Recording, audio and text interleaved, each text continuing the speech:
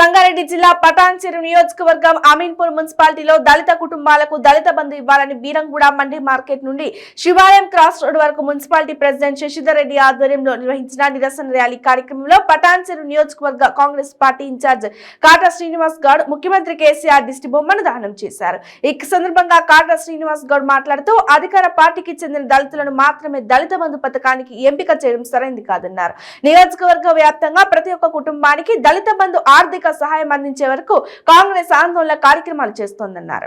అన్ని రకాల వర్గాల ప్రజలకు సంక్షేమం కాంగ్రెస్ తోనే సాధ్యమన్నారు. ఈ కార్యక్రమంలో సంగారెడ్డి జిల్లా మహిళా కాంగ్రెస్ అధ్యక్షురాలు కాటా సుధా శ్రీనివాస్ గౌడ్, టీపీసీసీ కార్యవర్గ సభ్యులు, కాంగ్రెస్ పార్టీ నాయకులు, గ్రామ అధ్యక్షులు, కార్యకర్తలు, యూత్ కాంగ్రెస్ సభ్యులు, కేఎస్డీ యువసేన సభ్యులు పాల్గొన్నారు.